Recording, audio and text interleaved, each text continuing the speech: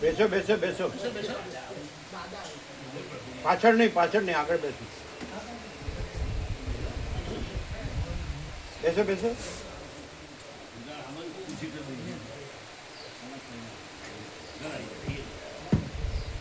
ઓ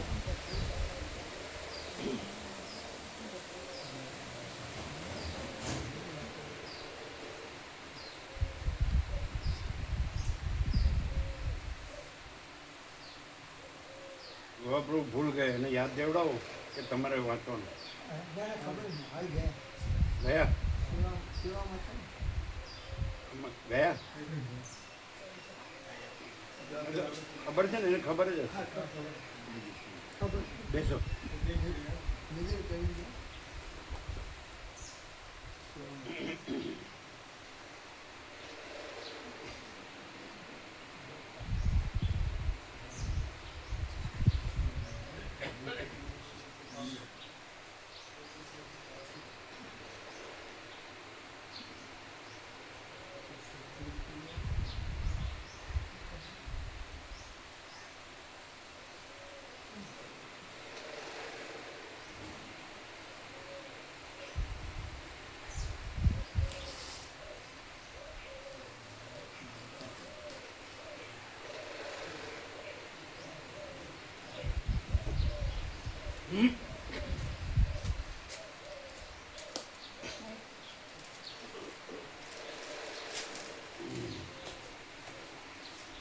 ये पेन बंद करना.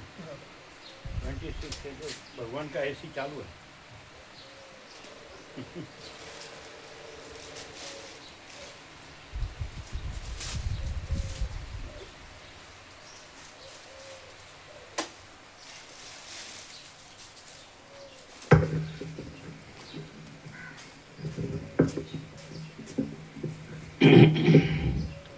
ओम.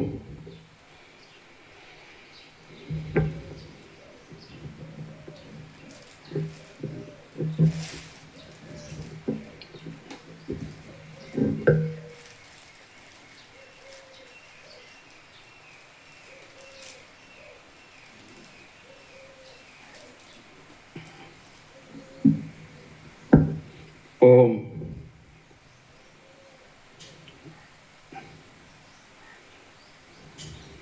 એમ નહીં થોડું આમ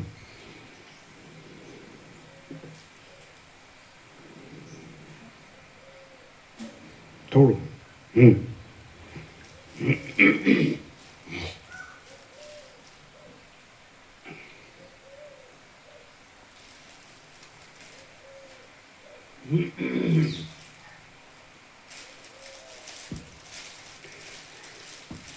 परम चिदाकाश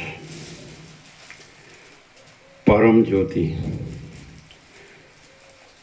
अखंड ज्योति महाचिदाकाश स्वयं प्रकाश संपूर्ण प्रकाश पूर्ण ब्रह्म अनंत तेज घन अनंत चिद घन परमाकाश केवल अनंत शुद्ध तेजघन परमाकाश अखिलात्मा पूर्ण ब्रह्म परमात्मा परम चिदाकाश परम ज्योति अखंड ज्योति अनंत पूर्ण परम चिदाकाश परम शांति स्वयं सिद्ध स्वयं प्रकाश स्वयं पूर्ण स्वस्वरूप यही सब कुछ है इसके सिवा कुछ नहीं है।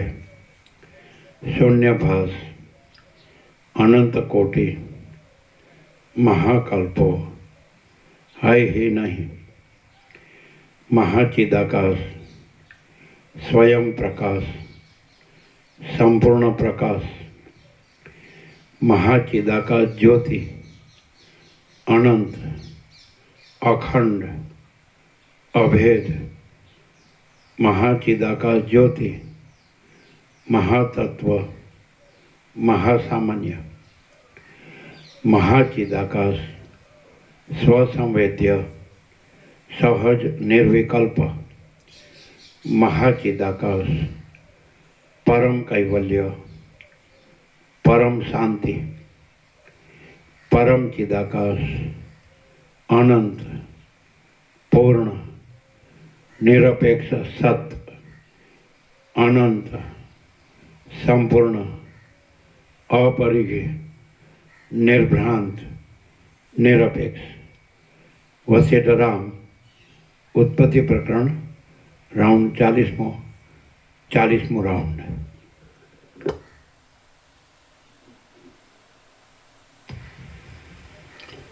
आद्य परब्रह्म सद्गुरु देव की जय। ओम श्री परमात्मने नमः। सद्ग्रंथों शिरोमणि श्री योग वासिष्ठ महारामायण। થોડું આમ સ્લાઇટ આમ સ્લાઇટ સ્લાઇટ આમ સ્લાઇટ આમ હે ઊંધું માર્યું આમ થોડું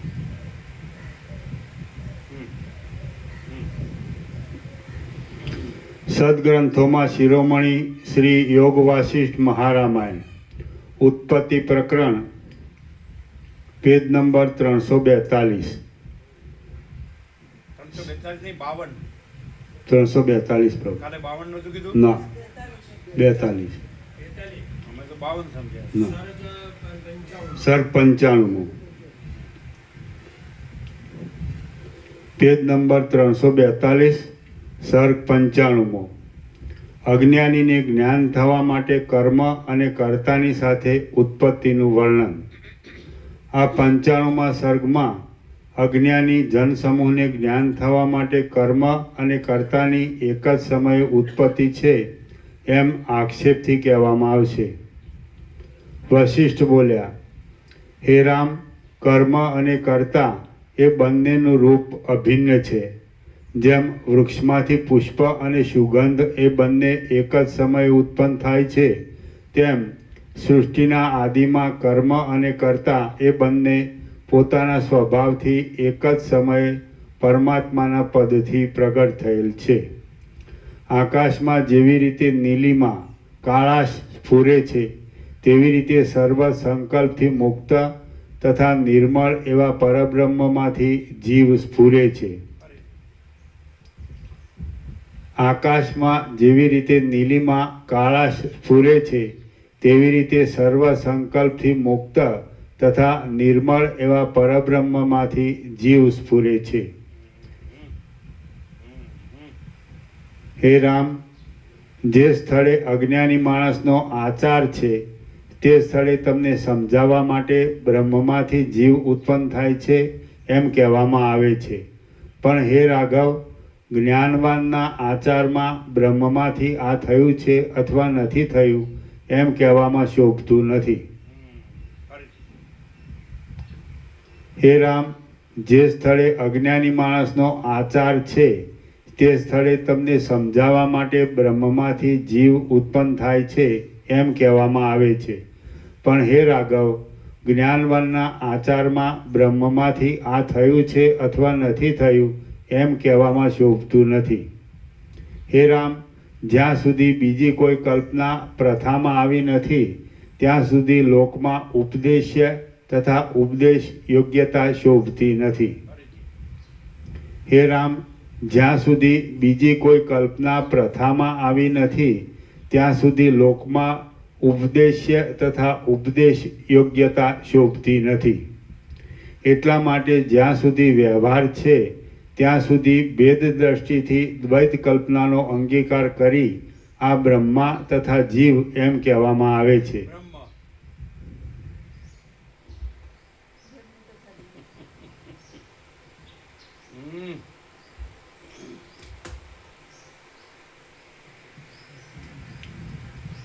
હે રામ, જ્યાં સુધી બીજી કોઈ કલ્પના પ્રથામાં આવી નથી ત્યાં સુધી લોકમાં ઉપદેશ્ય તથા ઉપદેશ યોગ્યતા શોભતી નથી.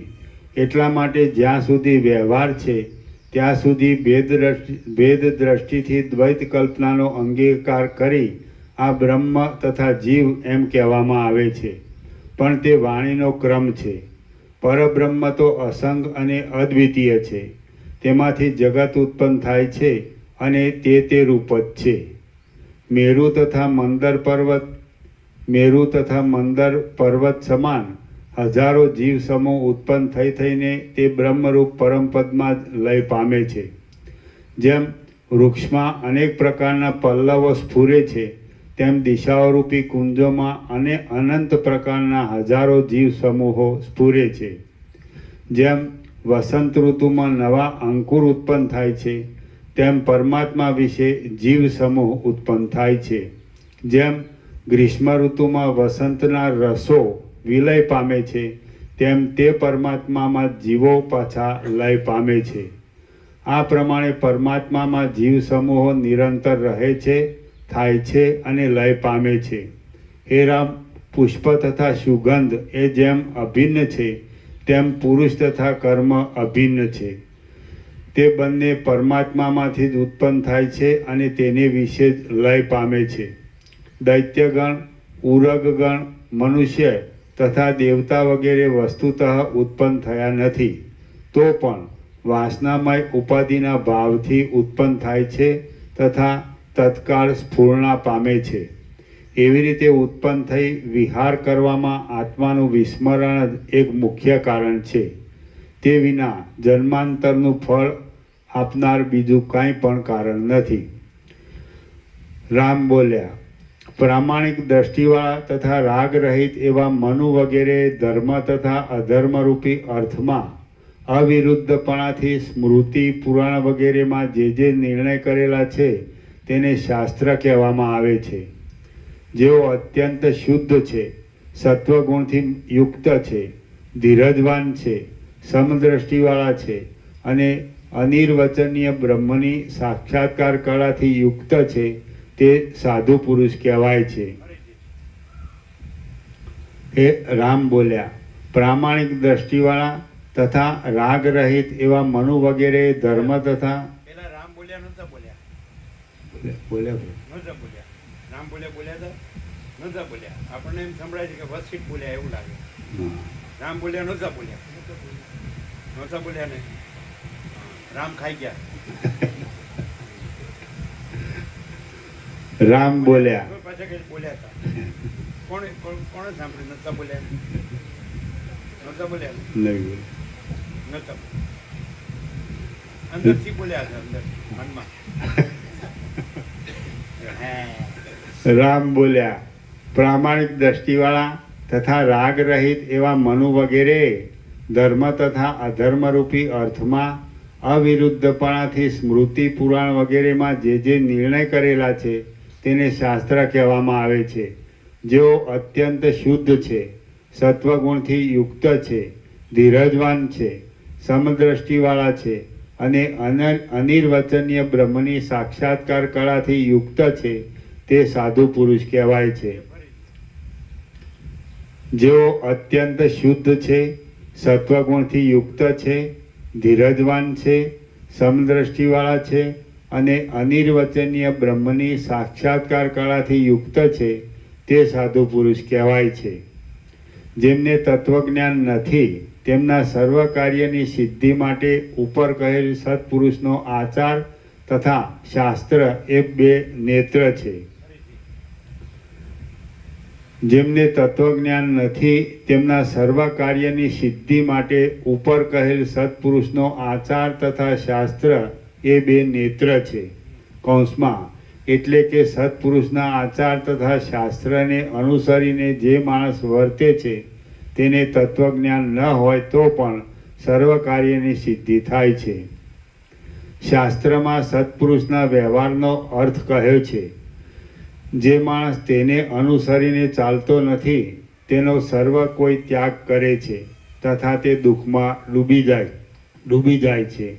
હે પ્રભુ, આ લોકમાં તથા વેદમાં એવી શ્રુતિ છે કે કર્મ અને કર્તા એ બંને ક્રમે કરી સાથે રહેનાર છે. એટલે કે કર્મે કરી કર્તા થાય છે તથા કર્તા કર્મને ઉત્પન્ન કરે છે. અને આ બીજાંકુર ન્યાય લોકમાં તથા વેદમાં સિદ્ધ છે. જેમ બીજમાંથી અંકુર ઉત્પન્ન થાય છે તેમ કર્મમાંથી જીવ ઉત્પન્ન થાય છે. અંકુરમાંથી જેમ પાછું બીજ થાય છે તેમ જીવમાંથી પાછા કર્મ ઉત્પન્ન થાય છે. જે વાસનાએ કરીને જંતુ ભવપંજરમાં જન્મે છે તે વાસનાને અનુસરીને તેને ફળનો અનુભવ થાય છે. આ પ્રકારની સ્થિતિ છે. વાસના જે વાસનાએ કરીને જંતુ ભવપંજરમાં જન્મે છે તે વાસનાને અનુસરીને તેને ફળનો અનુભવ થાય છે. આ પ્રકારની સ્થિતિ છે. છતાં તમે કર્મરૂપી બીજ વિના કેવળ બ્રહ્મપદથી જ ભૂત પ્રાણી માત્રની ઉત્પત્તિ કહી છે. તેનું કારણ શું? હે ભગવાન, તમારા મત પ્રમાણે જો કેવળ બ્રહ્મપદથી જ ઉત્પત્તિ થતી હોય તો ઉપર પ્રમાણે જગતમાં થતી જંતુ અને કર્મની અવિનાભાવિતાનો કૌંસમાં પરસ્પર એકબીજામાંથી એકબીજાની ઉત્પત્તિ થાય છે એવી પ્રસિદ્ધિનો તમે તિરસ્કાર કર્યો કહેવાય. પછી માયાસબલ બ્રહ્મમાં આકાશ વગેરે સ્થૂળ દેહરૂપી ફળ છે તથા બ્રહ્માદિમાં ભોગ સામગ્રી યુક્ત સ્વર્ગરૂપી ફળ છે એવી જે લોકમાં પ્રસિદ્ધિ છે તે પણ ધોવાઈ જાય. જો કર્મ નિષ્ફળ હોય તો નરકાદિના ભયથી અભાવથી અને લોકમાં સંકર થવાને લીધે મોટા માછલા નાના માછલાને મારી નાખે છે તેવી રીતે મત્સ્યનાયથી લોકનો નાશ થાય. માટે હે ભગવાન, કરેલ કર્મ ફળરૂપ થાય છે કે નહીં તે તમે યથાર્થ રીતે કહો. હે વેદવેત્તા, મારા મનનો આ મોટો સંશય તમે મટાડો. વશિષ્ઠ બોલ્યા, હે રામ, તમે આ ઘણો સારો પ્રશ્ન પૂછ્યો. તમને જ્ઞાનનો ઉદય થાય એવો હું ઉત્તર આપું છું, તે તમે સાંભળો. ક્રિયામાં કુશળપણાના અનુસંધાનથી માણસના મનનો જે વિકાસ છે તે જ કર્મનું બીજ છે અને તેને જ ફળ થાય છે. તમને જ્ઞાનનો ઉદય થાય એવો હું ઉત્તર આપું છું, તે તમે સાંભળો. ક્રિયામાં કુશળપણાના અનુસંધાનથી માણસના મનનો જે વિકાસ છે તે જ કર્મનું બીજ છે અને તેને જ ફળ થાય છે. સૃષ્ટિના આદિમાં પરમાત્માના પદથી જ્યારે મન ઉત્પન્ન થયું ત્યારે જ જીવનું કર્મ પણ ઉત્પન્ન થયું અને જીવ પૂર્વની વાસના અનુસાર દેહ ભાવે રહ્યો. પુષ્પ અને તેની સુગંધમાં જેમ ભેદ નથી તેમ કર્મ અને મનમાં ભેદ નથી. આ જગતમાં ક્રિયાની સ્ફૂર્ણા થવી તેને કર્મ કહે છે. પ્રથમ મનરૂપી દેહ છે, તેમાં કર્મના ધર્મ છે. માટે મન છે તે જ કર્મ છે. એવો કોઈ પર્વત નથી, એવું કોઈ આકાશ નથી, એવો કોઈ સમુદ્ર નથી અને એવું બીજું કોઈ પણ સ્થાન નથી કે જેમાં કર્મ ફળ નથી. આ જન્મમાં અથવા પૂર્વજન્મમાં કરેલ ફળરૂપ થાય છે. કારણ કે પૌરુષમય ઉદ્યમ કોઈ દિવસ નિષ્ફળ જતો નથી. કાજળમાંથી કાળાશનો ક્ષય થતાં જેમ કાજળનો ક્ષય થાય છે તેમ સ્પંદાત્મક કર્મના ક્ષય થવાથી મનનો ક્ષય થાય છે. કર્મનો નાશ થવાથી મનનો નાશ થાય છે અને મનનો નાશ એ જ અકર્મતા છે. આ પ્રમાણે અકર્મપણું મુક્તને થાય છે પણ અમુક્તને થતું નથી. આ પ્રમાણે અકર્મપણું મુક્તને થાય છે પણ અમુક્તને થતું નથી. અગ્નિ અને ઉષ્ણતા એ બંને જેમ સાથે જ રહે છે તેમ ચિત્ત અને કર્મ સાથે જ રહે છે. એ બેમાંથી એકનો નાશ થાય છે તો તે બંનેનો નાશ થાય છે. હે રામ, ચિત્ત સદા સ્ફુરણ વિલાસને પામીને વિહિત તથા નિષિદ્ધ કર્મનું સંપાદન કરી પુણ્ય પાપરૂપ ધર્મ તથા અધર્મરૂપ પરિણામ પામે છે. ત્યાર પછી ચિત્તથી થયેલ કર્મ શુભ તથા અશુભ ફળના ભોગને અનુકૂળ એવા સ્ફુરણને પામીને ચિત્તરૂપે પરિણામ પામે છે. આમ ચિત્ત અને કર્મ એ બે ધર્મ અને કર્મ એવા નામથી લોકમાં કહેવાય છે. શ્રી યોગ વાસિષ્ઠ મહારામાયણમાં ઉત્પત્તિ પ્રકરણનો કર્મ તથા પુરુષનું ઐક્ય પ્રતિપાદન નામનો સર્ગ 95મો સમાપ્ત. સર્ગ 96મો મનના સ્વરૂપનું વર્ણન. આ 96મા સર્ગમાં અનેક પ્રકારની આકૃતિવાળા મનની કર્મની વિચિત્રતાથી તેના જુદા જુદા ભેદ તથા મનની શુદ્ધિ માટે તત્વનું વર્ણન કરવામાં આવશે. વશિષ્ઠ બોલ્યા, હે રામ, મન ભાવના માત્ર છે. ભાવના સ્ફુરણ ધર્મવાળી છે. સ્ફુરણ ક્રિયારૂપ છે અને તે ક્રિયાના સ્ફુરણથી સર્વને ફળ મળે છે. વશિષ્ઠ બોલ્યા, હે રામ, મન ભાવના માત્ર છે. ભાવના સ્ફુરણ ધર્મવાળી છે. સ્ફુરણ ક્રિયારૂપ છે અને તે ક્રિયાના સ્ફુરણથી સર્વને ફળ મળે છે. રામ બોલ્યા, હે બ્રહ્મન, મન કે જે જડ છતાં અજડ આકૃતિવાળું છે તે મનનું રૂઢ સંકલ્પવાળું સ્વરૂપ વિસ્તારથી મને કહો. વશિષ્ઠ બોલ્યા, અનંત અને સર્વશક્તિમાન માયાસબલ આત્મતત્વનું સંકલ્પ શક્તિ વડે રચેલું જે રૂપ છે તેને જ મન કહે છે. વશિષ્ઠ બોલ્યા, અનંત અને સર્વશક્તિમાન માયાસબલ આત્મતત્વનું સંકલ્પ શક્તિ વડે રચેલું જે રૂપ છે તેને જ મન કહે છે. અમુક વસ્તુ આમ હશે કે આમ હશે એવી રીતે માણસના ચિત્તમાં સંકલ્પ વિકલ્પથી જે બે પક્ષ આવે છે તે જ મનનું રૂપ છે. આત્મા ચૈતન્યપણાથી સર્વદા પ્રકાશ પામે છે તો પણ તેને હું નથી જાણતો તથા કરતા નથી, તે છતાં હું કરું છું એવો જેને લીધે નિશ્ચય થાય છે તે મનનું રૂપ છે. ગુણ વિના જેવી રીતે ગુણનો સંભવ નથી તેવી રીતે સંકલ્પ વિકલ્પરૂપ કર્મ શક્તિ વિના મનનો સંભવ નથી. જેવી રીતે અગ્નિ અને ઉષ્ણતાની સત્તા ભિન્ન નથી તેવી રીતે કર્મ તથા મન અને જીવની તથા મનની સત્તા ભિન્ન નથી. એ મન ચિત્તરૂપી કર્મફળવાળા કર્મરૂપ છે. એ મન ચિત્તરૂપી કર્મફળવાળા કર્મરૂપ છે. એવું શરીર સંકલ્પમય છે અને તે વિવિધ વિસ્તારથી શોભે છે. આ આખું એ જગત એ મન વડે વ્યાપ્ત છે અને એ જગત દ્વૈતરૂપ છે, માયામય છે, નિષ્કારણ છે, સ્થિતિ વિનાનું છે અને વાસનાથી થતી કલ્પનાથી વ્યાકુળ છે. જે માણસ વાસનાનું જેવી રીતે આરોપણ કરે છે તે વાસના તેવી રીતે તેને ફળ આપે છે.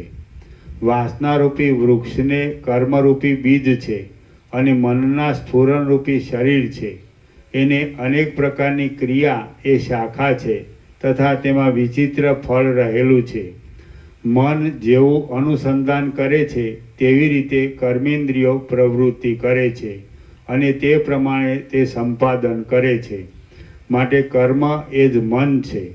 મન, બુદ્ધિ, અહંકાર, ચિત્ત, કર્મ, કલ્પના, સંસ્કૃતિ, વાસના, અવિદ્યા, પ્રયત્ન, સ્મૃતિ, ઇન્દ્રિય, પ્રકૃતિ, માયા અને ક્રિયા આ પ્રમાણે શબ્દની વિચિત્ર ઉક્તિ બ્રહ્મમાં સંસારના ભ્રમના હેતુરૂપ છે.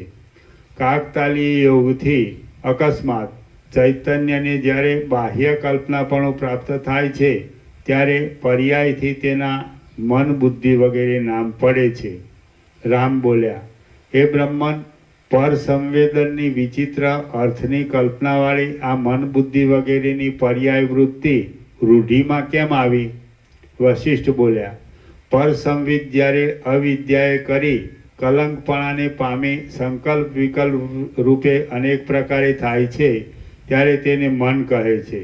સંકલ્પ વિકલ્પ થયા પછી અથવા પહેલાં એક જ વસ્તુનો નિશ્ચય કરી પર સંવિત જ્યારે સ્થિરપણે રહે છે ત્યારે તેને બુદ્ધિ કહે છે. દેહ વગેરે મિથ્યા પદાર્થમાં અભિમાન કરી જ્યારે તે પોતાની સત્તાની કલ્પના કરે છે ત્યારે તેને અહંકાર કહે છે અને તેથી સંસારમાં બંધન થાય છે. જ્યારે એક વિષયનો ત્યાગ કરી બીજા વિષયનું સ્મરણ કરે છે તથા પૂર્વાપર વિચારનો ત્યાગ કરે છે ત્યારે તે સંવિતને ચિત્ત કહે છે. સ્ફુરણ થવું એ સંવિતનો ધર્મ છે. એટલે તે અસત સ્ફૂર્ણાને લીધે જ્યારે કર્તાના શરીરને તથા અવયવને દેશાંતરનો સંયોગ સંપાદન કરે ત્યારે તે સંવિતને કર્મ કહે છે. એક ઘનરૂપ પરમાત્મા સ્વરૂપના નિશ્ચયનો અકસ્માત ત્યાગ કરી જ્યારે સંવિત ઈચ્છા પ્રમાણે અન્ય વસ્તુની કલ્પના કરે છે ત્યારે તેને કલ્પના કહે છે. અમુક પદાર્થ પ્રથમ જોયેલ છે અથવા નથી જોયેલ એવી રીતે સ્મરણથી નિશ્ચય કરી જ્યારે તે ચેષ્ટા કરે છે ત્યારે તેને સંસ્કૃતિ કહે છે. પ્રથમ અનુભવ કરેલ પદાર્થની શક્તિ જ્યારે આકાશની પેઠે શૂન્ય પદાર્થમાં કાંઈ પણ ચેષ્ટા કર્યા વિના સૂક્ષ્મ રૂપે રહે છે ત્યારે તેને વાસના કહે છે. આત્મતત્વ છે તે જ નિર્મળ છે અને પ્રપંચની પ્રતિભા 3 કાળમાં પણ નથી. આત્મતત્વ છે તે જ નિર્મળ છે અને પ્રપંચની પ્રતિભા ભાસ 3 કાળમાં પણ નથી એમ જાણવામાં આવે તેને વિદ્યા કહે છે, આત્મતત્વ કહે છે. તે આત્માના આદર્શને માટે સ્ફૂર્ણા કરે છે તેથી તેને પ્રયત્ન કહે છે. તે વિવિધ પ્રકારના પદાર્થનું સ્મરણ કરાવે છે તેથી તેને સ્મૃતિ કહે છે. તે શ્રવણ કરી, સ્પર્શ કરી, દર્શન કરી, ભોજન કરી, સુગંધનું ગ્રહણ કરી અને વિચાર કરી જીવ ભાવે રહેલ કર્મેન્દ્રિયના સ્વામીને આનંદ પમાડે છે ત્યારે તેને ઇન્દ્રિય કહે છે. પરમાત્મા અદૃશ્ય છતાં સર્વદ્રશ્યના ઉપાદાન કારણરૂપ હોવાથી તેને પ્રકૃતિ કહે છે. તે સત પદાર્થમાં અસતપણું તથા અસત પદાર્થમાં સતપણું કરે છે. એમ તેને સત્તા તથા અસત્તાના વિકલ્પને લીધે માયા કહે છે. દર્શન, શ્રવણ, સ્પર્શ, રસન તથા ઘ્રાણ ઇત્યાદિ કર્મે કરીને તેને ક્રિયા કહેવામાં આવે છે અને તે ક્રિયા સંસ્કૃતિના બીજરૂપ છે. ઉપર પ્રમાણે ચૈતન્યને અનુસરનાર ચૈતન્યનું જેવું રૂપ સ્ફુરે છે તેવા તેના પર્યાયથી નામ પડે છે. ચિત્તપણાને પ્રાપ્ત થઈ સંસાર પદવીમાં જવાથી પોતાના જ હજારો સંકલ્પથી મન, બુદ્ધિ વગેરે નામ રૂઢિમાં આવેલા છે. ચિત્ત વિષય વાસનારૂપ યા દ્વૈત વાસના રૂપ કલંકથી પોતાના પૂર્ણ સ્વરૂપની વિકલતાથી આકુલ હોય તેમ દેહાદિક જડતાની જાળમાં પડે છે. માટે એક જ ચિત્તની મન તથા બુદ્ધિ આદિ વિભાગની કલ્પના છે. એ જ ચિત્ત લોકમાં જીવ કહેવાય છે અને મન પણ કહેવાય છે. વળી તે ચિત્ત કહેવાય છે તેમજ બુદ્ધિ પણ કહેવાય છે. આ પ્રમાણે પરમાત્માના પદમાંથી ભ્રષ્ટ થયેલા એ અજ્ઞાનરૂપી કલંકવાળા ચિત્તના ભિન્ન ભિન્ન નામો અનેક સંકલ્પથી પડ્યા છે એમ પંડિતો કહે છે. રામ બોલ્યા, હે તત્વજ્ઞ, હે બ્રહ્મન, મન જડરૂપ છે કે ચેતનરૂપ છે? મારા મનમાં તેનો નિશ્ચય થતો નથી. વશિષ્ઠ બોલ્યા, હે રામચંદ્રજી, મન જડ પણ નથી તેમ ચૈતન્ય રૂપ પણ નથી. પ્રથમ ચૈતન્ય રૂપે રહેલ અજડ દ્રષ્ટિ સંસારની ઉપાધિને લીધે જ્યારે મલિન થાય છે ત્યારે તેને મન કહે છે. તે મન સત અસતથી વિલક્ષણ છે. પ્રત્યેક પ્રાણીમાં ભિન્ન ભિન્ન રહેલ છે. જગતના કારણરૂપ છે અને ચિત્ત પણ તેને જ કહે છે. નિશ્ચયપણાથી પરમાત્માનું શાશ્વત એક રૂપ છે તે વિના ચિત્તની સ્થિતિ નથી અને તે ચિત્તથી જ જગત થયેલ છે. જડ તથા અજડ દ્રષ્ટિમાં હિંચકાની પેઠે સંકલ્પ વિકલ્પવાળું જે ચૈતન્યનું રૂપ છે તેને મન કહે છે. હે રામ, સાક્ષીપણાને લીધે અંદરથી કલંક રહિત અને બહારથી મલિન એવું ચૈતન્યનું જે ઉપાધિકૃત ચલન છે તેને પણ મન કહેવામાં આવે છે. તે જડ પણ નથી, તેમ ચેતન પણ નથી. એ મનમાં અહંકાર, મન, બુદ્ધિ તથા જીવ વગેરે વિચિત્ર નામ કલ્પેલા છે. જે પ્રમાણે નટ જુદા જુદા વેશ લે છે તે પ્રમાણે મન જુદા જુદા કર્મ કરે છે અને તેથી જુદા જુદા નામ ધારણ કરે છે. જેવી રીતે એક જ માણસ જુદા જુદા કામ કરતો હોય તો જેવું કામ તેવું તેનું નામ પડે છે. જેમ કે રસોઈ કરતી વખતે રાંધનાર, પાઠ કરતી વખતે પાઠ કરનાર તથા કથા કહેતી વખતે વક્તા તથા સાંભળતી વખતે શ્રોતા વગેરે, તેવી રીતે નામના જુદા જુદા કાર્યને લીધે જુદા જુદા નામ પડેલા છે. હે રામચંદ્રજી, મેં તમારી પાસે મનની જે સંજ્ઞા કહેલી છે તે જ સંજ્ઞા અન્ય મતવાળાએ પોતાની કપોળકલ્પિત યુક્તિથી જુદી રીતે કહેલ છે. જેવો જેનો સ્વભાવ તે પ્રમાણે બુદ્ધિ રાખીને ઈચ્છામાં આવે તે રીતે મન, બુદ્ધિ તથા ઇન્દ્રિયોના વિચિત્ર નામના ભેદો કહેલા છે. જીવથી ભિન્ન જે જડ પ્રકૃતિ છે તેને કેટલાક મન કહે છે, કેટલાક અહંકૃતિ કહે છે અને કેટલાક બુદ્ધિ કહે છે. હે રઘુનંદન, અહંકાર, મન તથા બુદ્ધિ વગેરે સૃષ્ટિની કલ્પના છે તથા તે એકરૂપ જ છે. પણ ન્યાયમતવાળાએ તેને જુદી કલ્પના કરી છે, સાંખ્યમતવાળાએ તેથી જુદી કલ્પના કરી છે અને ચાર્વાક મતવાળાએ સાંખ્યથી પણ જુદી કલ્પના કરી છે. વળી જૈમિની મતવાળાએ તેથી પણ વિચિત્ર કલ્પના કરી છે. તે જ પ્રમાણે આર્હત, બૌદ્ધ, વૈશેષિક તથા પાંચરાત્ર એ સર્વેએ પણ પોતાની બુદ્ધિ પ્રમાણે જુદી જુદી કલ્પના કરી છે. છતાં એક નગરમાં જવાના જુદા જુદા માર્ગો હોય અને તે સર્વ માર્ગેથી તે નગરમાં જવાય તે પ્રમાણે તે સર્વ કલ્પનાથી એક પારમાર્થિક પદને પહોંચવું એ જ સર્વનો ઉદ્દેશ છે અને તે પરમ પદમાં સર્વની એકતા છે. પણ પરમાર્થના અજ્ઞાનથી અને વિપરીત બોધને લીધે માત્ર તેઓ વિવાદ કરે છે. વટે માર્ગો જેમ નગરમાં જવાના જુદા જુદા માર્ગથી જે માર્ગે પોતાને ઈચ્છિત હોય તે માર્ગના વખાણ કરે છે, તેમ જુદા જુદા મતવાદીઓ પોતપોતાના મતના વખાણ કરે છે. પણ હે રામ, તે સર્વનો મત મિથ્યા છે. કારણ કે કર્મ માર્ગમાં પ્રીતિ હોવાથી પોતાના વિકલ્પિત અર્થથી તેઓએ વિચિત્ર યુક્તિ કરેલી છે. પણ ખરું જોતા સર્વ મનનો જ વિલાસ છે. એક માણસ સ્નાન કરતો હોય ત્યારે તે સ્નાન કરતા કહેવાય છે તથા દાન કરતો હોય ત્યારે દાન કરનાર કહેવાય છે અને એમ કાર્ય પ્રમાણે તેનું નામ પડે છે. તે જ પ્રમાણે આ મન ક્રિયાના ભેદથી વિચિત્રતાને પામે છે. વિવિધ કાર્યો કરવાને પરિણામે એ મન જીવ, વાસના અને કર્મ આદિ નામરૂપી ભેદોવાળું થાય છે.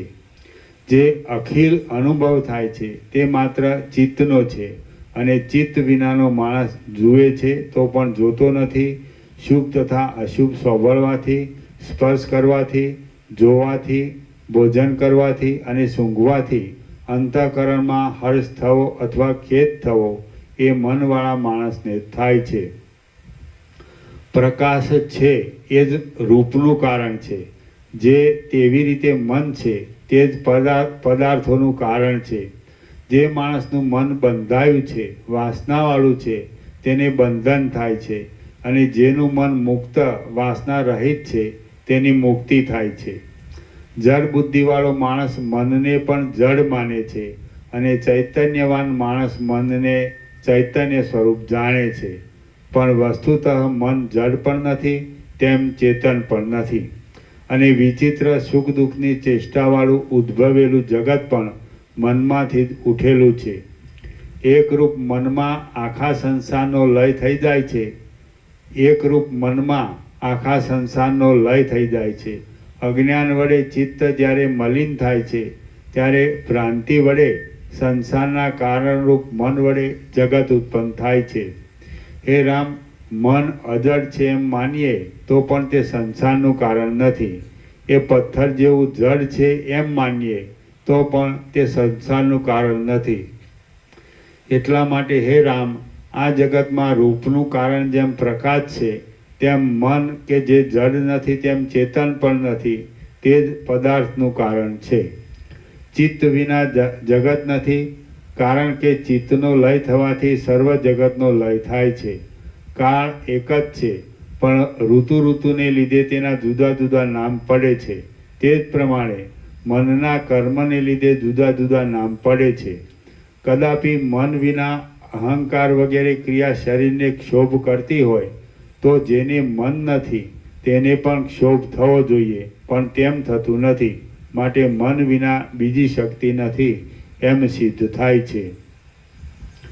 ભિન્ન ભિન્ન મતવાદીઓએ પોતપોતાના શાસ્ત્રમાં ભેદ કહેલા છે, તે પોતાના તર્કથી જ કહેલા છે, અને તેવા તર્કોને તત્વજ્ઞાની માનતા નથી તથા તેનું શાસન પણ કરતા નથી. હે રામ, અનેક પ્રકારના તર્ક વિતર્ક થવા એ મનની સ્વાભાવિક શક્તિ છે, અને તે શક્તિને લીધે જ ભિન્ન ભિન્ન મતવાદીઓએ ભિન્ન ભિન્ન તર્ક કરેલા છે, તથા સર્વથી શ્રદ્ધાના જડપણાથી સર્વના તર્કમાં વિચિત્રતા રહેલી છે. ચેતનરૂપ કરોળિયામાંથી જેમ જડ તંતુની ઉત્પત્તિ થાય છે, તેમ નિત્ય પ્રબુદ્ધ પરપુરુષમાંથી પ્રકૃતિની ઉત્પત્તિ થઈ છે. અવિદ્યાના પરવશપણાથી ચિત્તની ભાવનાઓ સ્થિરતાને પામી છે. તેથી વાદીઓના મનમાં જે નામભેદ અને રૂપભેદ છે તે ભ્રાંતિ વડે કલ્પિત છે. મલિન ચિત્તની જીવ, મન, બુદ્ધિ તથા અહંકૃતિ એવી સંજ્ઞા પડેલી છે, અને તે જ આ જગતમાં ચેતન, ચિત્ત તથા જીવ એવી રીતે કહેવાય છે. પણ સર્વની એકતા હોવાથી એમાં વિવાદનું કારણ નથી. શ્રી યોગ વાસિષ્ઠ મહારામાયણમાં ઉત્પત્તિ પ્રકરણનો મન સંજ્ઞા વિચાર નામનો સર્ગ 96મો સમાપ્ત. સર્ગ 97મો આકાશત્રયનું વર્ણન. આ 97મા સર્ગમાં સર્વ આકાશથી મનના સંસ્થાનનું તથા ચિત્તાકાશ, ચિદાકાશ અને ભૂતાકાશનું વિસ્તારથી વર્ણન કરેલું છે. રામ બોલ્યા, હે બ્રહ્મન, આ જગતરૂપી સર્વ આડંબર મનથી જ ઉત્પન્ન થયેલો છે, માટે જગત એ જ મનનું કર્મ છે એમ પ્રથમ તમારે બતાવેલા વાક્યના અર્થથી મારા સમજવામાં આવે છે. વશિષ્ઠ બોલ્યા, મરુદેશનો પ્રચંડ તાપ પ્રકાશના આવરણરૂપ મૃગ તૃષ્ણિકાનો ઝાઝવાના પાણીનો જેમ અંગીકાર કરે છે, તેમ દ્રઢ ભાવથી આસક્ત થયેલું મન આત્માના આવરણરૂપ અજ્ઞાન વડે આ જગતનો અંગીકાર કરે છે. આ બ્રહ્મરૂપ જગતને વિશે તે મન એક આકૃતિપણાને પામે છે. કોઈ સમયે તે મનુષ્ય ભાવને પામે છે, અને કોઈ સમયે તે દેવ રૂપે ઉત્પન્ન થાય છે.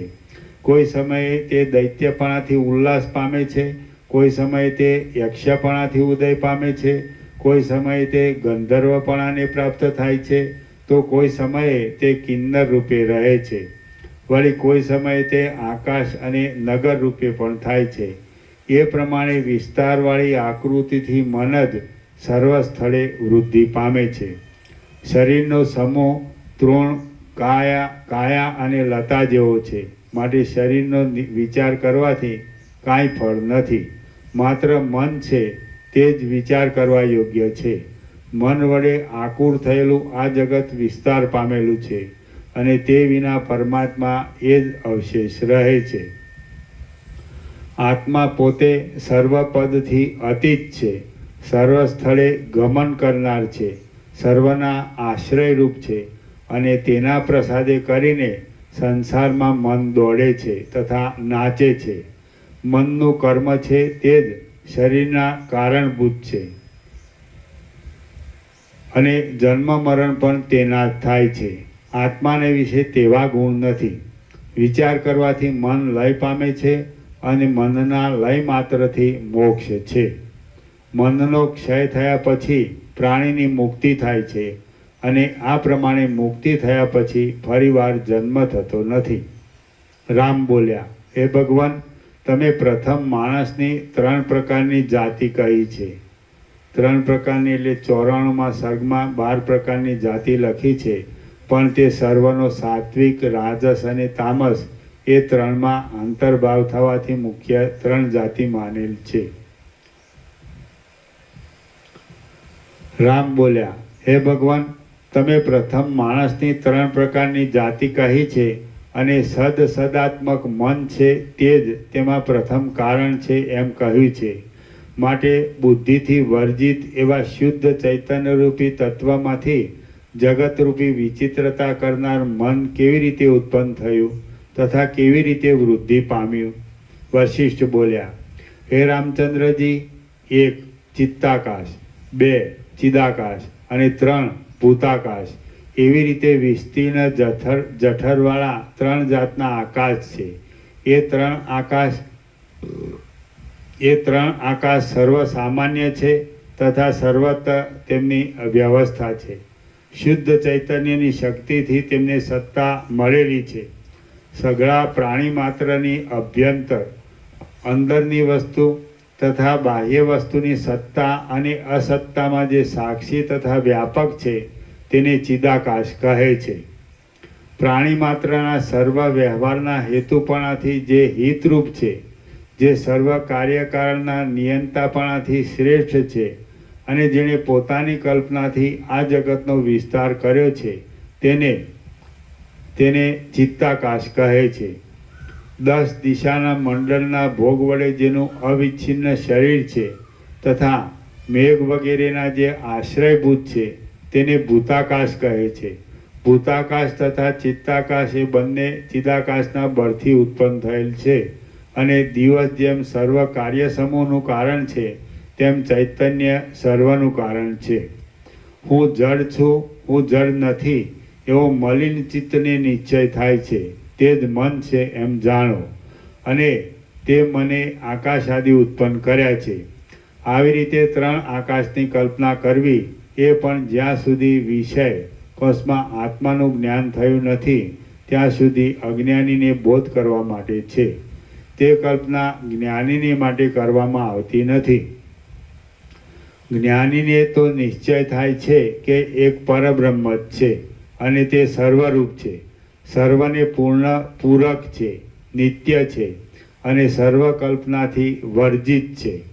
દ્વૈત તથા અદ્વૈતના ભેદવાળા વાક્યના ગર્ભિત સંદર્ભથી અજ્ઞાનીને ઉપદેશ આપવામાં આવે છે, પણ જ્ઞાનીને ઉપદેશની આવશ્યકતા નથી. હે રામચંદ્રજી, જ્યાં સુધી તમને જ્ઞાન થયું નથી ત્યાં સુધી જ્ઞાન થવા માટે 3 આકાશની કલ્પનાથી હું તમને ઉપદેશ કરું છું. દાવાનળ જેમ પ્રચંડ તાપમાંથી જેમ મરુદેશમાં મૃગતૃષ્ણિકા ઉત્પન્ન થાય છે તેમ ચિદાકાશમાંથી ભૂતાકાશ તથા ચિત્તાકાશ ઉત્પન્ન થાય છે.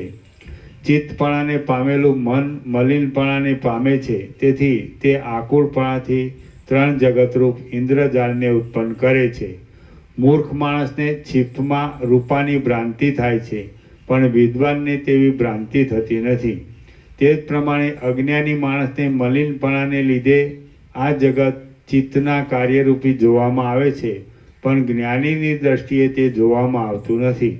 એટલે તે મૂર્ખપણાથી બંધન થાય છે અને જ્ઞાનથી મોક્ષ પ્રાપ્ત થાય છે. શ્રી યોગ વાસિષ્ઠ મહારામાયણમાં ઉત્પત્તિ પ્રકરણનો ચિદાકાશ મહાત્મ્ય નામનો સર્ગ 97મો સમાપ્ત. છેલ્લું વાક્ય. હા.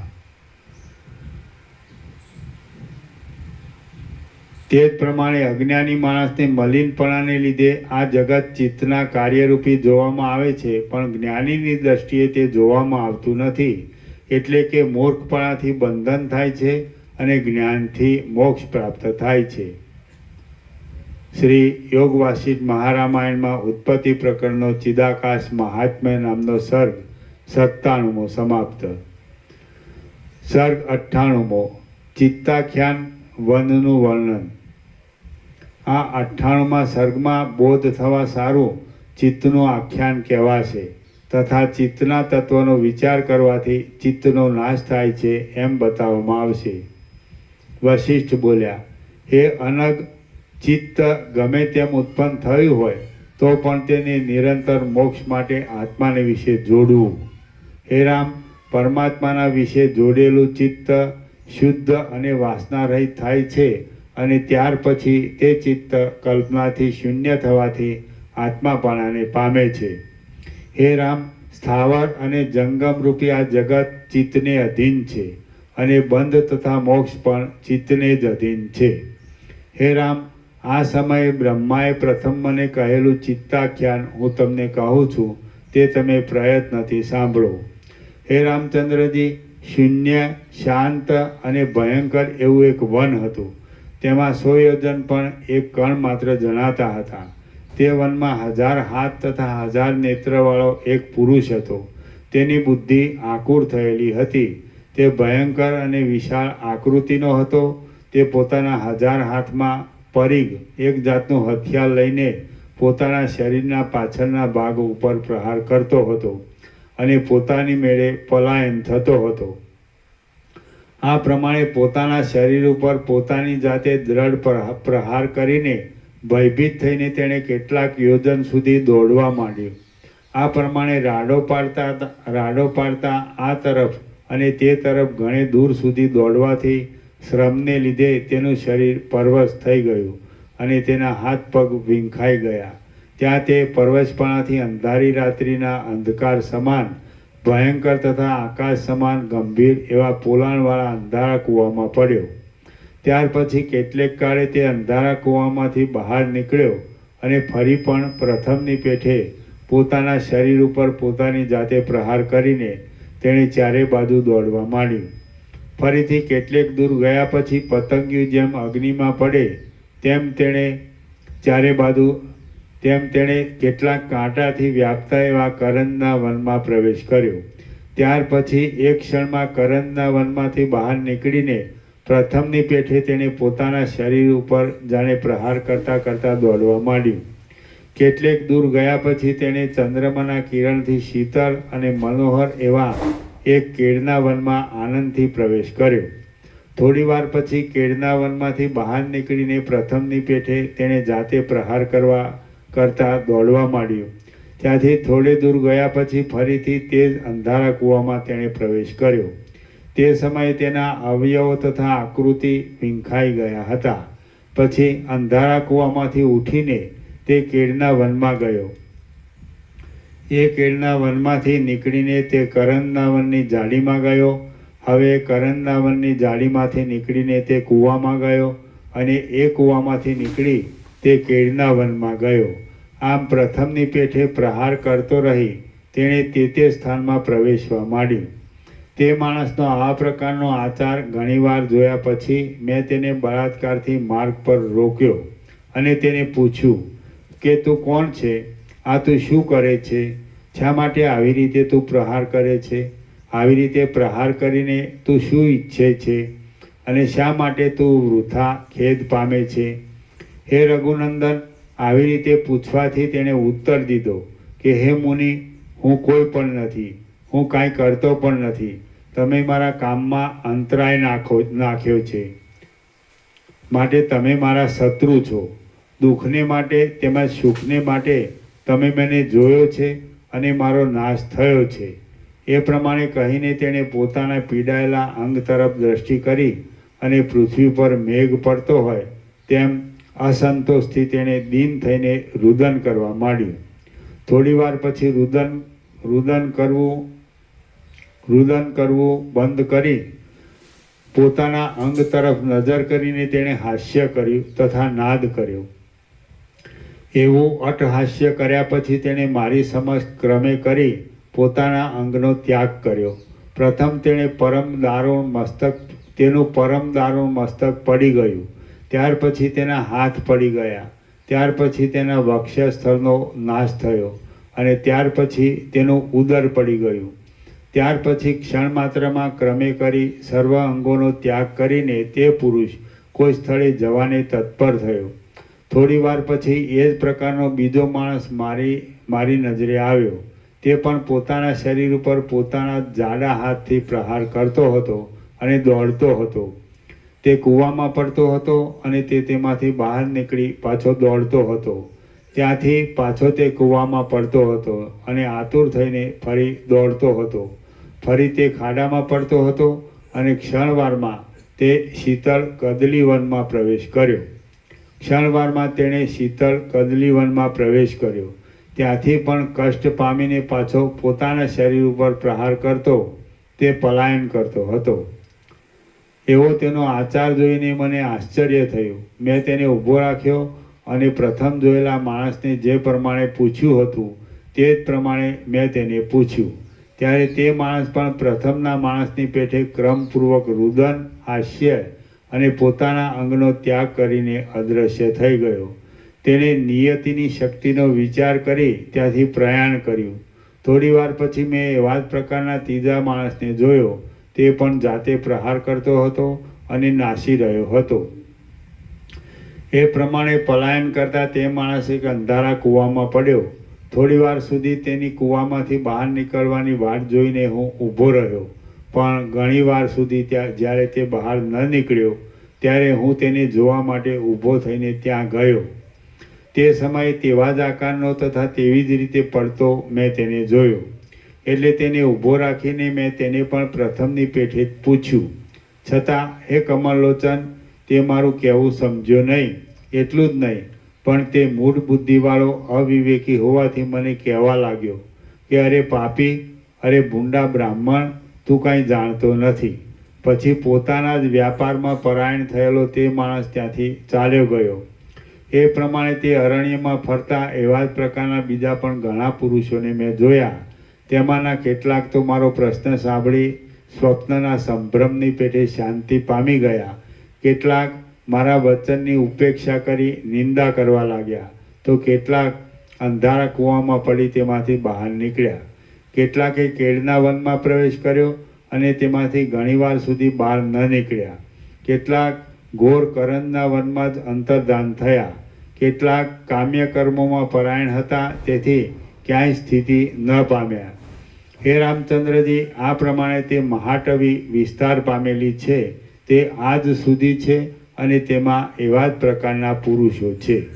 હે રામ, તે જંગલ તમે જોયું છે, પણ તમારી બુદ્ધિ અપ્રૌઢ હોવાથી તેનું તમને સ્મરણ નથી. તે જંગલ અતિ ભયંકર છે, વિવિધ પ્રકારના કાંટાને લીધે સંકટવાળું છે, ઘોર છે અને ગાઢ અંધારાને લીધે ગહન છે. છતાં લોકમાં નિવૃત્તિનું સાધન મળ્યા છતાં અજ્ઞાની માણસ આત્મજ્ઞાન ન હોવાથી તે ઘોર જંગલનું સુગંધીવાળા પુષ્પોથી યુક્ત એવી વાડીની જેમ સેવન કરે છે. શ્રી યોગ વાસિષ્ઠ મહારામાયણમાં ઉત્પત્તિ પ્રકરણનો ચિત્તોપાખ્યાન નામનો સર્ગ 98મો સમાપ્ત. સર્ગ 99મો ચિત્તાખ્યાનનો સિદ્ધાંત. આ 99મા સર્ગમાં પ્રથમ ચિત્તાખ્યાનનું ક્રમથી તથા વ્યુત્ક્રમથી રામચંદ્રજીના પ્રશ્ન દ્વારા તાત્પર્ય કહેવામાં આવશે. રામ બોલ્યા, હે બ્રહ્મન, તમે કહેલી મહાટવી મોટું જંગલ ક્યાં છે? મેં તે ક્યારે અને કેવી રીતે જોયેલી છે? ત્યાં પુરુષો હતા, તે કોણ હતા તથા તેઓ શું કરવાનો ઉદ્યમ કરતા હતા? વશિષ્ઠ બોલ્યા, હે રઘુનાથ, હે મહાબાહુ, હે રામ, મેં તમને કહેલી મહાટવી દૂર નથી, તેમ તે પુરુષો પણ દૂર નથી. હે રામ, ગંભીર અપાર પોલાણવાળી શૂન્ય તથા વિકારથી યુક્ત જે આ સંસાર પદવી છે તે જ મહાટવી છે, એમ તમે સમજો. એ વિવેક દ્રષ્ટિથી વિચાર કરવાથી તે સંસાર પદવીરૂપ મહાટવી પ્રાપ્ત અવિવેક દ્રષ્ટિથી વિચાર કરવાથી તે સંસાર પદવીરૂપ મહાટવી પ્રાપ્ત થાય છે. અને જ્યારે તે એક અદ્વિતીય વસ્તુથી પૂર્ણ છે એમ નિશ્ચય થાય છે ત્યારે તે શૂન્ય છે. તે સંસારટવીમાં મોટા આકારવાળા પુરુષો ભ્રમણ કરતા હતા એમ મેં તમને કહ્યું છે. પુરુષો નહીં, પણ સંસારમાંના માણસોના મનરૂપી તે પુરુષો સમજવા, અને એ મન દુઃખમાં ડૂબેલા છે. હે મહાબુદ્ધિમાન, હે નિષ્પાપ, વિવેક છે તે જ મનરૂપી પુરુષનો દ્રષ્ટા છે અને વિવેક વડે જ મેં તેને જોયેલા છે. સૂર્ય દેવતા પોતાના પ્રકાશથી કમળને જાગૃત કરે છે, તેવી રીતે વિવેકથી હું મનને બોધ કરું છું. હે મહામતિમાન, મારા બોધનો અંગીકાર કરીને મારા પ્રસાદથી કેટલાક મને શાંતિ પામીને પરમ પદવીને પામી ગયા છે. મોહને લીધે જે મારું અભિનંદન કરતા નથી તથા જેઓ મારો તિરસ્કાર કરે છે તેઓ અંધારા કૂવામાં પડે છે. હે રઘુવર, પૂર્વના સર્ગમાં જે અંધારા કૂવા કહ્યા છે તે નરક સમજવા. જેમણે કેળના વનમાં પ્રવેશ કર્યો તે મન સ્વર્ગના રસવાળા છે એમ સમજવું. જેમણે અંધારા કૂવામાં પ્રવેશ કર્યો છે અને ત્યાંથી બહાર નિર્ગમન કર્યું નથી તે મન મહાપાપથી યુક્ત હોવાથી નરકમાંથી નીકળ્યા નથી એમ સમજવું. હે રાઘવ, કેળના વનમાં પ્રવેશ કર્યા પછી તે વનમાંથી જેણે બહાર નિર્ગમન ન કર્યું તે મન પુણ્યના સંભારથી યુક્ત હોવાથી સ્વર્ગમાં રહ્યા છે એમ સમજવું. હે રઘુનંદન, કરંજના વનમાંથી જે બહાર ન નીકળ્યા તે મનુષ્ય જાતના મન સમજવા. જેને બોધ થયો તે બંધનથી મુક્ત થયા. બહુ રૂપવાળા કેટલાક મન એક યોનિમાંથી બીજી યોનિમાં પ્રવેશ કરીને નરક તથા સ્વર્ગમાં આવજા કર્યા કરે છે. પ્રથમના સર્ગમાં કરંજનું ગાઢ વન કહેલું છે. તે સંસારમાં સ્ત્રીનો રસ તથા દુઃખ અને કંટકરૂપી વિવિધ વાસનાથી યુક્ત મનુષ્યપણું સમજવું. જેણે કરંજના વનમાં પ્રવેશ કર્યો તે મન મનુષ્ય જાતિમાં ઉત્પન્ન થઈને સંસારના રસમાં આસક્ત થયા એમ સમજવું. હે રઘુનંદન, ચંદ્રમાના કિરણથી શીતળ એવું કેળનું જે વન કહેવામાં આવ્યું છે તે મનને આનંદ કરનાર સ્વર્ગ છે એમ સમજો. કેટલાક મન પુણ્ય કરવાથી તપ તથા ધારણા વડે શરીરને ધારણ કરીને રહેલા છે.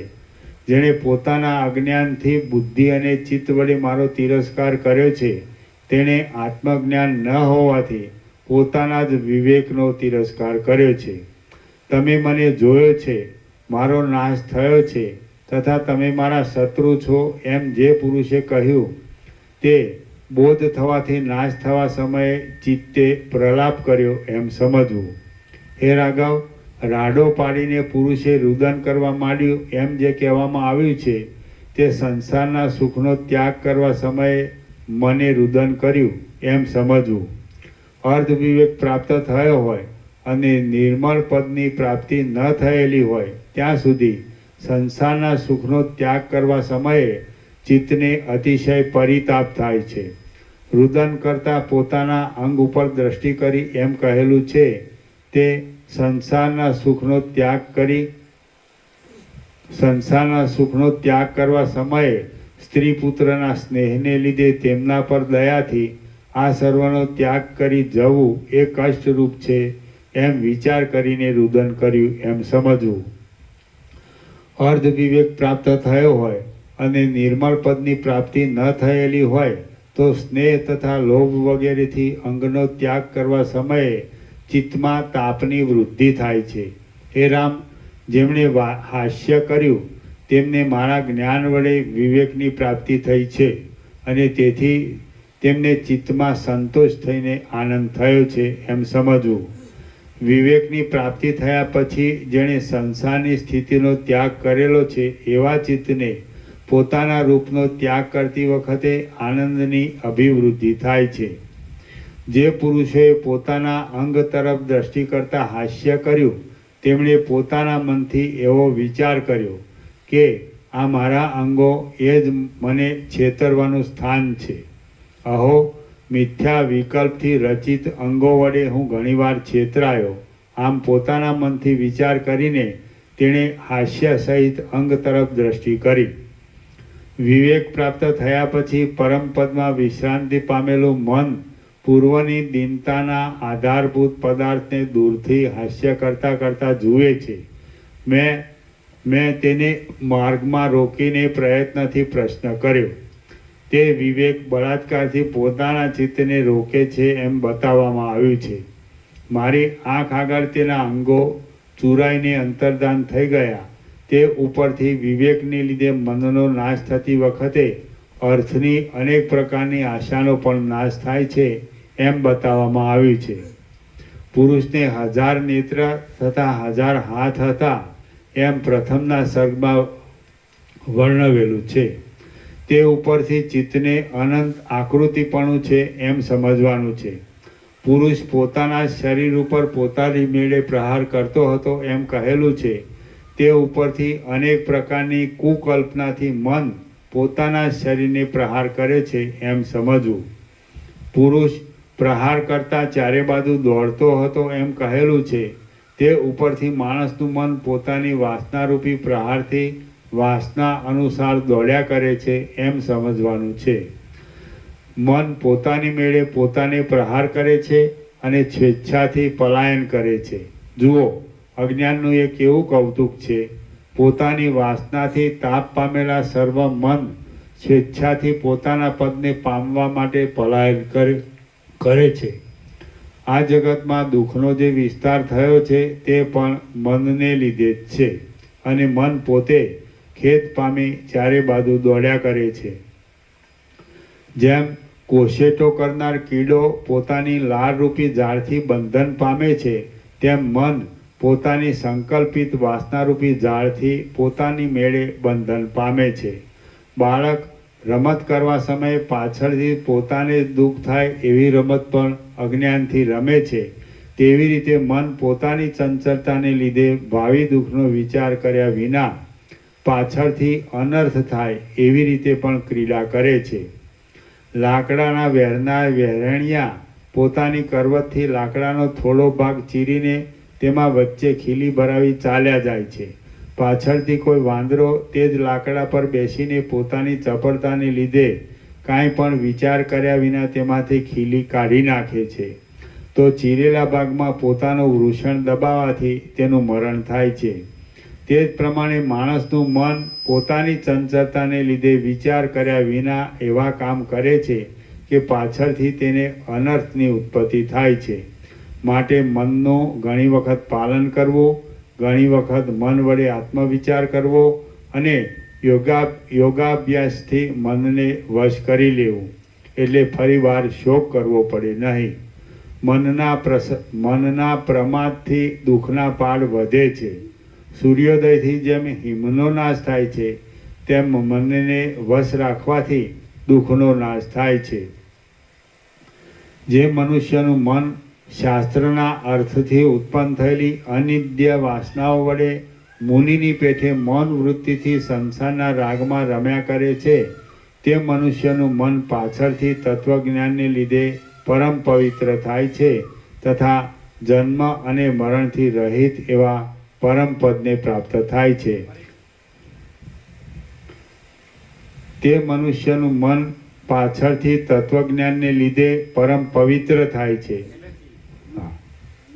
જે મનુષ્યનું મન શાસ્ત્રના અર્થથી ઉત્પન્ન થયેલી અનિંદ્ય વાસનાઓ વડે મુનિની પેઠે મૌન વૃત્તિથી સંસારના રાગમાં રમ્યા કરે છે તે પુરુષનું મન પાછળથી તત્વજ્ઞાનને લીધે પરમ પવિત્ર થાય છે તથા જન્મ અને મરણથી રહિત એવા પરમ પદને પ્રાપ્ત થાય છે. ત્યારે તેને મહાન આપત્તિમાં પણ શોક થતો નથી. શ્રી યોગ વાસિષ્ઠ મહારામાયણમાં ઉત્પત્તિ પ્રકરણનો ચિત્તોપાખ્યાન નામનો સર્ગ 99મો સમાપ્ત. ઓમ ઓમ ઓમ. આમાં સોમો લઈ જવો છે? લઈ લઈએ. લઈ લો. હા. સર્ગ 100મો. કારણ કે પહેલી તારીખ છે. એકડો પૂર્ણ બ્રહ્મ ટ્રુથ એબ્સોલ્યુટ. પહેલી તારીખનો એકડો અને 100નો એકડો. 100 કેટલામ પાના નંબર? 353 આપ્યું. બરાબર, થવા દો. સર્ગ 100મો. બ્રહ્મ સર્વશક્તિવાળું છે તથા બંધ મોક્ષ અજ્ઞાનથી જ છે. આ 100મા સર્ગમાં મનની શક્તિએ કરીને બ્રહ્મનું સર્વશક્તિપણું તથા અજ્ઞાન માત્રથી બંધ મોક્ષની કલ્પના છે એમ વર્ણન કરવામાં આવશે. વશિષ્ઠ બોલ્યા, હે રામ, આ ચિત્ત બ્રહ્મના પરમપદમાંથી પ્રાપ્ત થયેલું છે. સાગરમાંથી ઉત્પન્ન થયેલ તરંગ જેમ સાગરમય છે તથા સાગરમય નથી, તેમ તે ચિત્ત બ્રહ્મમય છે અને બ્રહ્મમય નથી. હે રામ, સામાન્ય જળની બુદ્ધિવાળા માણસને જેમ સમુદ્રથી તરંગ જુદા નથી, તેમ જ્ઞાનીને બ્રહ્મથી કાંઈ પણ વસ્તુ ભિન્ન નથી.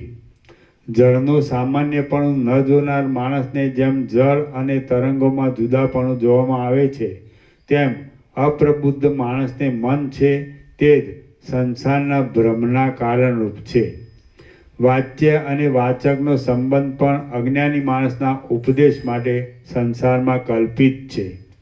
બ્રહ્મ સર્વશક્તિમાન છે, પર છે તથા નિત્ય, પૂર્ણ અને અવ્યય છે. તેમજ એવી કોઈ પણ વસ્તુ નથી કે જે બ્રહ્મને વિશે ન હોય. પરમાત્મા ભગવાન સર્વશક્તિમાન છે. જે સ્થળે જેવી ઈચ્છા થાય તે સ્થળે તે તેવી શક્તિનો પ્રકાશ કરે છે. હે રામ, શરીરને વિશે બ્રહ્મની ચૈતન્ય શક્તિ જોવામાં આવે છે.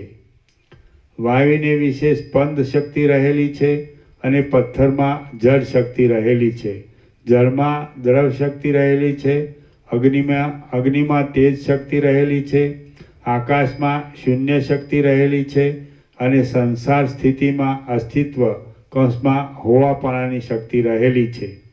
વિનાશમાં નાશ શક્તિ છે, શોકવાળામાં શોક શક્તિ છે, આનંદ પામેલામાં આનંદ શક્તિ છે, સુરવીરમાં પરાક્રમ શક્તિ છે, સર્ગમાં સર્ગ શક્તિ છે અને કલ્પના અંતમાં સર્વશક્તિ છે. આ પ્રમાણે બ્રહ્મની સર્વશક્તિ દશેય દિશામાં દેખાય છે. વૃક્ષના બીજમાં જેવી રીતે ફળ, પુષ્પ, લતા, પત્ર, શાખા તથા મૂળવાળું વૃક્ષ રહેલું છે, તેવી રીતે બ્રહ્મને વિશે આ જગત રહેલું છે. બ્રહ્મને વિશે પ્રતિભાસના વશપણાથી ચૈતન્ય તથા જળના મધ્યમાં રહેલું જીવ નામનું ચિત્ત દેખાય છે.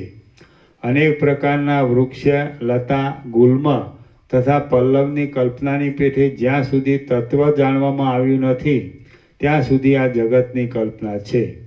હે રાઘવ, અહમ પ્રત્યયથી ભાસમાન થતું આ જગત બ્રહ્મરૂપ જ છે.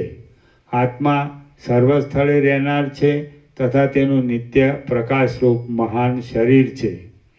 આકાશમાં જેવી રીતે પીંછાની ભ્રાંતિ થાય છે તથા જળમાં જેવી રીતે તરંગની બુદ્ધિ છે, તેવી રીતે આત્માની મનન કરવાની શક્તિને મન કહે છે. આત્માને વિશે જીવ તથા મન પ્રતિભાસની કળા માત્ર છે. મનનાત્મક મનના રૂપનો જે ઉદય થયો છે તે પણ બ્રહ્મની જ શક્તિ છે. તેથી હે રિપુનાશન, તે બ્રહ્મરૂપ જ છે. આ જે દ્રશ્ય વિભાગ જોવામાં આવે છે તે પણ પ્રાતિભાષિક છે, પણ વસ્તુતઃ વિભાગ નથી. વળી બ્રહ્મના અજ્ઞાનથી કામ, કર્મ, વાસના આદિ જે કાંઈ લોકમાં જીવનું કારણ કહ્યું છે તે સર્વ મન વિશે સદસદાત્મક છે. એટલે મનરૂપ બ્રહ્મની શક્તિ જ જીવનું કારણ છે. જેમ મન સત્તાત્મક બ્રહ્મનું રૂપ સંસર્ગના અધ્યાસથી મનમાં રહેલું છે અને જેમ વસંત વગેરે ઋતુની શક્તિ વૃક્ષમાં રહેલી છે, તેમ જીવની ચેષ્ટા વગેરે મનના ધર્મ પણ બ્રહ્મને વિશે રહેલા છે. પૃથ્વીમાં સર્વ ઋતુઓ તથા સર્વ પુષ્પ વગેરેની શક્તિ રહેલી છે. તે છતાં પૃથ્વી બીજ, સંસ્કાર તથા દેશના ભેદથી વ્યવસ્થા વડે પુષ્પ વગેરેને ધારણ કરે છે. તેવી રીતે બ્રહ્મને વિશે સર્વશક્તિ રહેલી છે. તે છતાં તે વ્યવસ્થાથી સર્વશક્તિને ધારણ કરે છે. અને પૃથ્વી જેવી રીતે પુષ્પને ધારણ કરે છે, તેવી રીતે લોકના કરતા બ્રહ્મા ચિત્તને ધારણ કરે છે. જેવી રીતે પૃથ્વીના તળમાંથી દેશકાળની વિચિત્રતા વડે શાળ ઉત્પન્ન થાય છે, તેવી રીતે બ્રહ્માથી પણ અનેક સ્થળે અનેક પ્રકારની શક્તિઓ ઉત્પન્ન થાય છે. હવે શંકર બ્રહ્મ અને જગતને શંકર કૌંસમાં ભેળસેળ માનીએ તો પણ કંઈ પ્રાતિભાષિક નથી અને તેને કોઈ પણ જોતું નથી. ભિન્નને ભિન્ન કરનાર જે સંખ્યા તથા રૂપ આદિ છે તેથી શંકર ભેળસેળ થશે નહીં. એ ભેદ કરવાવાળા સંખ્યા આદિ પણ મનથી જ બ્રહ્મ વિશે કલ્પાયેલા છે, માટે તે પણ બ્રહ્મરૂપ જ જાણો. હિન્દુ બ્રાહ્મણના 10 પુત્રોએ મનની કલ્પનાથી 10 બ્રહ્માંડ ઉત્પન્ન કર્યા, તેવી રીતે પ્રત્યેક માણસ મનમાં જેવી કલ્પના કરે છે તેવું તે ઉત્પન્ન કરી શકે છે. પોતાની મેળે ક્ષોભ ન પામેલા નિર્મળ જળમાં જેવી રીતે સ્પંદ થાય છે, તેવી રીતે પરમાત્માને વિશે જીવ છે તે જ સંસારનું કારણ છે. જળમાં થતા કલ્લોલ, ઉર્મિ તથા તરંગ એ સગળું જેમ જળરૂપ છે, તેમ જ્ઞાનવાન માણસને આ સર્વ જગત બ્રહ્મરૂપ છે. તરંગવાળા સમુદ્રમાં જળથી જુદી જેમ તરંગની કલ્પના કરવામાં આવે છે, તેમ નામરૂપ વગેરેની કલ્પના કરવામાં આવી છે, પણ વસ્તુતઃ એક બ્રહ્મની જ સત્તા રહેલી છે. જે ઉત્પન્ન થાય છે, નાશ પામે છે, જાય છે તથા સ્થિતિ પામે છે, એ સગળું વિવર્તપણાથી બ્રહ્મને વિશે જણાય છે. સૂર્યનો પ્રચંડ તાપ જેમ મૃગજળ રૂપે જણાય છે, તેમ પરમાત્મા નામ રૂપથી રહિત છે, તો પણ વિચિત્ર રૂપથી પ્રત્યક્ષ જણાય છે. કરણ, કર્મ, કર્તા, જનન, મરણ તથા સ્થિતિ એ સગળું બ્રહ્મને અધીન છે. તે વિના કાંઈ પણ કલ્પના નથી.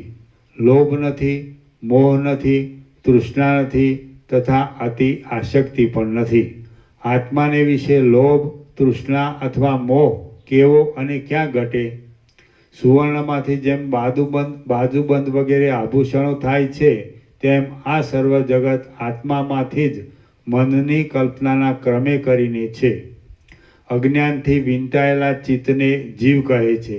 પોતાનો બંધુ હોય તેને પણ જ્યાં સુધી જાણ્યો નથી ત્યાં સુધી તે અબંધુ છે. તે પ્રમાણે ચિત્તને આત્મજ્ઞાન ન થયું હોય ત્યાં સુધી તેની જીવ સંજ્ઞા કહેવાય છે. આકાશે જેવી રીતે શૂન્યતા પ્રકટ કરેલી છે, તેવી રીતે ચૈતન્યરૂપી આત્માને અજ્ઞાન વડે પોતાના સંકલ્પથી જીવપણું પ્રકટ કરેલું છે. આત્મા છે તે જ અનાત્માની પેઠે જગતમાં જીવ રૂપે જણાય છે. નેત્ર દોષથી જેમ આકાશમાં બે ચંદ્રમા દેખાય છે, તેવી રીતે સત અસત રૂપે આ જગત ઉત્પન્ન થયું છે. મોહના નિમિત્ત રૂપ બંધ અને મોક્ષ એ બે શબ્દનું પણ અત્યંત અસંભવપણું છે, કારણ કે આત્માને સત્યપણું હોવાથી તેને બંધન અથવા મોક્ષ કેમ જ ઘટે? બંધ કે જેનો નિત્ય અસંભવ છે તેનો સંભવ માની હું બંધાયો છું એમ માનવું એ પણ કુકલ્પના છે. તેમજ મોક્ષ પણ કલ્પના માત્ર છે, વાસ્તવિક રીતે નથી. રામ બોલ્યા, હે પ્રભુ, પ્રથમ કહેવામાં આવ્યું છે કે મનમાં જેવો નિશ્ચય થાય છે તે પ્રમાણે થાય છે, પણ તેમાં અન્યથા થતું નથી. ત્યારે જે માણસે મનથી બંધનની કલ્પના કરી છે તેને કાલ્પનિક કલ્પનાથી થયેલો બંધ નથી એમ કેમ કહેવાય? વશિષ્ઠ બોલ્યા, જેવી રીતે સ્વપ્નમાં થયેલી કલ્પના મિથ્યા છે, તેવી રીતે મૂર્ખ માણસને થયેલી બંધની કલ્પના પણ મિથ્યા છે, અને તેવી જ રીતે મોક્ષની કલ્પના છે તે પણ મિથ્યા છે. આ પ્રમાણે બંધ અને મોક્ષ બંને અજ્ઞાનથી જ થયેલ છે. હે મહાબુદ્ધિમાન, વાસ્તવિક રીતે બંધ પણ નથી, તેમ મોક્ષ પણ નથી. જ્યાં સુધી અજ્ઞાન હોય ત્યાં સુધી દોરીમાં સર્પની કલ્પના થાય છે, પણ હે પ્રાજ્ઞ, જ્ઞાન થયા પછી તેવી કલ્પના થતી નથી. તે જ પ્રમાણે બંધ મોક્ષની કલ્પના પણ જ્યાં સુધી અજ્ઞાન હોય ત્યાં સુધી છે.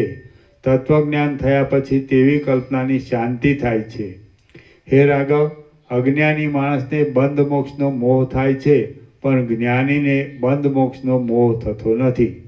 હે સુભગ, પ્રથમ મન ઉત્પન્ન થયું, ત્યાર પછી બંધ અને મોક્ષની દ્રષ્ટિ થઈ, અને ત્યાર પછી ભુવનરૂપ પ્રપંચની રચના થઈ. આ પ્રમાણે બાળકની આખ્યાયિકાની પેઠે દ્રઢ મૂળવાળી આ સ્થિતિ પ્રતિષ્ઠા પામી છે.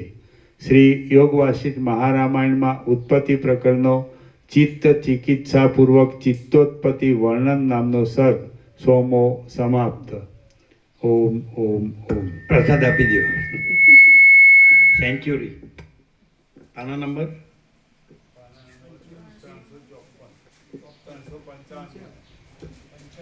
54 થઈ ગયું ને 55 થઈ ગયું 55મું આવ્યું, એટલે 54 થયું કહેવાય. 54 થયું. બરાબર છે. ઓકે 54.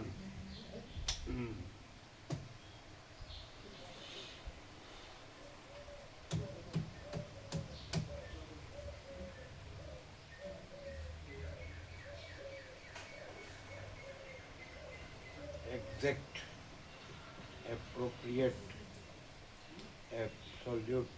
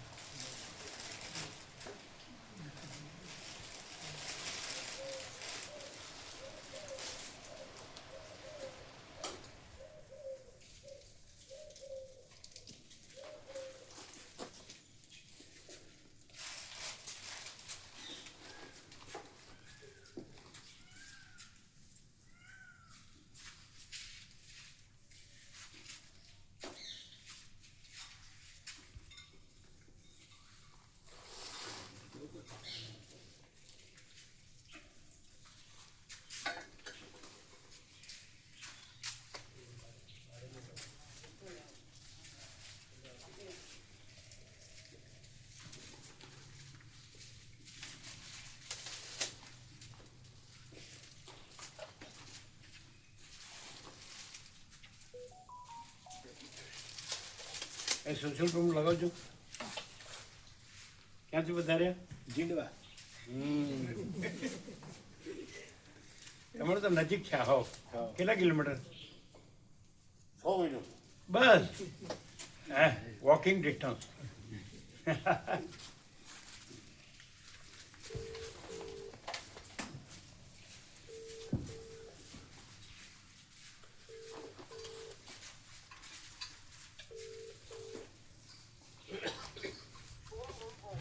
ઓમ ઓમ ઓમ લીસ્ટ છપાવી દો.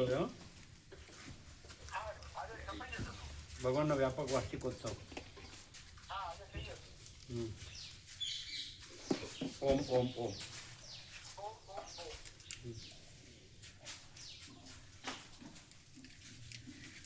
ये सब ले लेना. आप तो ले लो ना. बढ़िया बढ़िया.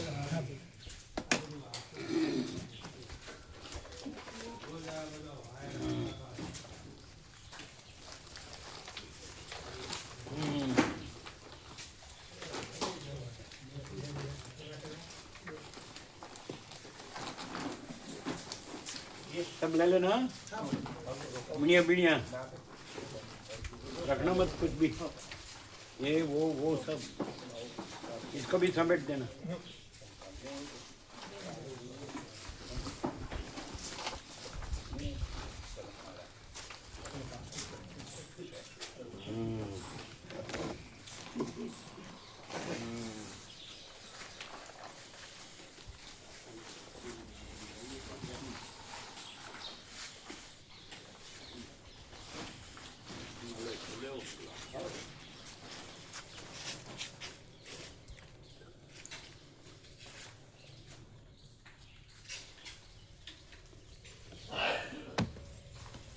ये भी ले लो, ये भी ले लो.